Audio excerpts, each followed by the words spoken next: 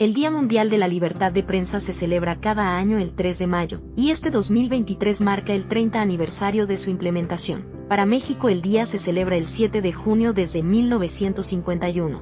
En este video, hablamos de la importancia de la libertad de prensa y cómo esta celebración nos recuerda la necesidad de proteger este derecho crucial.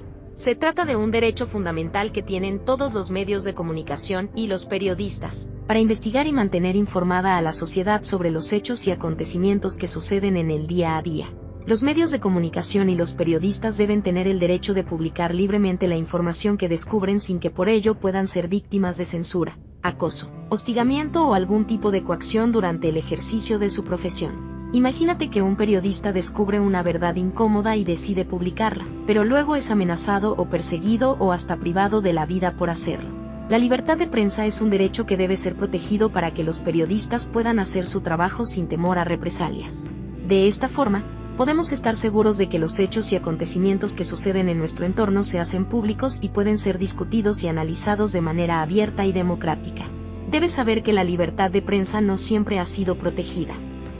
En muchos países, los gobiernos han intentado controlar los medios de comunicación y restringir esa libertad. Consecuentemente, esto lleva a la censura y a la propaganda, lo que a su vez puede afectar negativamente la calidad de vida de las personas y la democracia. Durante los turbulentos años 60 y 70 en América Latina, se hablaba mucho de libertad de prensa, aunque en la práctica esto era más bien una ilusión. En muchos casos, los medios de comunicación eran obligados a mostrar una imagen progresista de los gobiernos autoritarios, y aquellos periodistas que desafiaban estos límites eran censurados, perseguidos y, a menudo, exiliados o asesinados. Estas violaciones a la libertad de prensa no eran exclusivas de los regímenes políticos más obvios, sino que también se presentaban en algunos países que se consideraban democráticos. En México, por ejemplo, se celebra anualmente el Día de la Libertad de Prensa desde 1951, aunque esta fecha se convirtió en un dispositivo de control para el gobierno y los medios de comunicación. A lo largo de los años, se estableció una relación de interdependencia entre el gobierno y la prensa, que permitía al gobierno mantener un control indirecto sobre los medios sin tener que recurrir a la censura directa o al cierre de diarios. Así, los medios jugaron un papel fundamental en la formación de la ciudadanía y en la difusión de información, lo que hacía que la libertad de prensa fuera esencial para fortalecer la sociedad civil. Sin embargo, la celebración del Día de la Libertad de Prensa en México fue una muestra de cómo el gobierno y los medios de comunicación podían colaborar y controlarse mutuamente, en lugar de garantizar una verdadera libertad de prensa. Durante el siglo XIX, la prensa estuvo al servicio de los postulados políticos, ya sea por censura directa o por compatibilidad ideológica. Durante el gobierno de Porfirio Díaz, la libertad de imprenta quedó relegada a un segundo plano y se creó un periodismo burocratizado que dependía de subvenciones del gobierno. Con la llegada al poder de Francisco I. Madero en 1911, se garantizó la libertad del ejercicio periodístico, aunque se redujo la pauta publicitaria y los subsidios gubernamentales. La prensa se convirtió en una plataforma desde la cual se criticó e incluso ridiculizó al gobierno de Madero, lo que contribuyó a la inestabilidad política en ese periodo. El periodo posterior a la Revolución Mexicana se caracterizó por la promulgación de la Carta Magna de 1917, que elevó a rango constitucional la libertad de opinión y de imprenta, aunque esta libertad fue limitada por la Ley de Imprenta de 1917, que prohibía la publicación de contenidos considerados como un atentado contra la paz pública. En la consolidación del Estado posrevolucionario, se creó el Partido Nacional Revolucionario en 1929, que posteriormente se convirtió en el Partido de la Revolución Mexicana en 1938 y en el PRI en 1946. Este partido único permitió al gobierno incrementar su poder y establecer un Estado corporativo en el que todas las acciones de gobierno estuvieran mediadas por la figura del presidente de la República. Esto se extendió a la relación de cooptación hacia los medios de comunicación, a través de varios mecanismos de control que determinaron que la prensa mexicana haya desconocido su labor de mediadora entre la sociedad civil y las instituciones gubernamentales.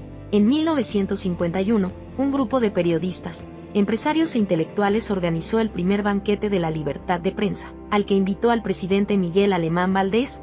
Como agradecimiento por su compromiso, la reunión también tuvo como objetivo instaurar el Día de la Libertad de Prensa en México. Durante el evento, el presidente expresó su compromiso con este derecho y habló sobre la importancia de que los medios de comunicación reflejaran el progreso del país. Pidió a los periodistas que se responsabilizaran en la cobertura de los fenómenos sociales y políticos del país. Este evento fue simbólico y parecía el inicio del fortalecimiento de una relación de cooperación entre el gobierno y la prensa, pero solo fue una utopía. En el contexto de la violencia ocurrida durante las protestas estudiantiles en México en 1968, la prensa se mostró cómplice del presidente Díaz Ordaz y legitimó su represión contra los estudiantes. La gran mayoría de los diarios mexicanos estigmatizaron al movimiento estudiantil y validaron la postura oficial del gobierno, mostrándose como notorias en lugar de traductoras de los acontecimientos nacionales.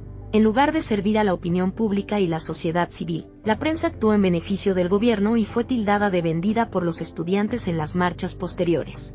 A pesar de las críticas, al año siguiente, en el Día de la Libertad de Prensa, la prensa mexicana exculpó al gobierno y se elogió a sí misma por su supuesta libertad de expresión. En la actualidad, y sobre los temas más importantes que nos aquejan a la sociedad mexicana, como por ejemplo, la desaparición de los 43 estudiantes de Ayotzinapa en 2014, los feminicidios de los últimos años y los atentados originados por el tráfico de estupefacientes, son eventos que han generado una gran cantidad de cobertura mediática.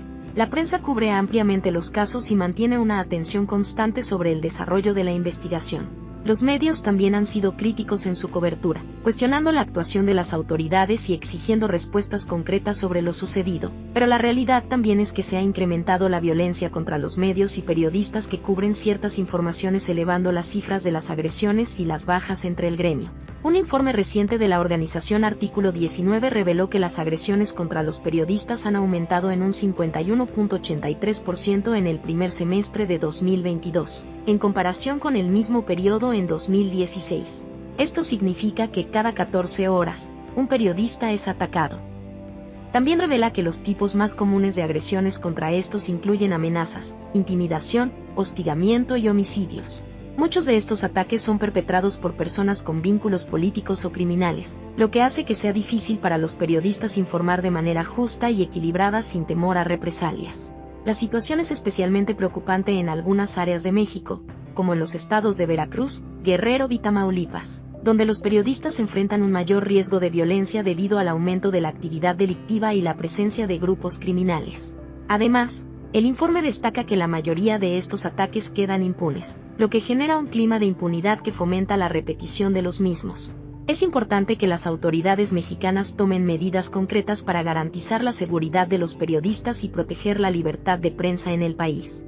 México tiene una prensa valiente y comprometida, y eso es algo que hay que celebrar y defender. Aquí están nuestras recomendaciones de películas sobre el tema. La primera es Los archivos del Pentágono de 2017 de Steven Spielberg, que sigue a los periodistas del Washington Post mientras luchan por publicar los papeles del Pentágono, documentos secretos que muestran cómo el gobierno de Estados Unidos engañó al público sobre la guerra de Vietnam.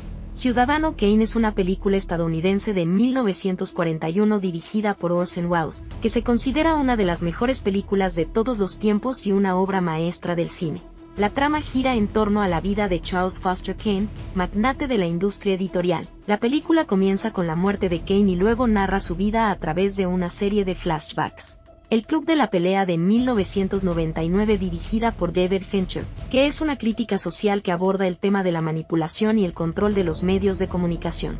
La película sigue a un hombre descontento que se une a un club de pelea clandestino que se convierte en un movimiento subversivo más grande. Y finalmente V de Vendetta de 2006 de James McTeague, que cuenta la historia de un enmascarado que lucha contra el gobierno opresivo y la censura en una sociedad futurista distópica.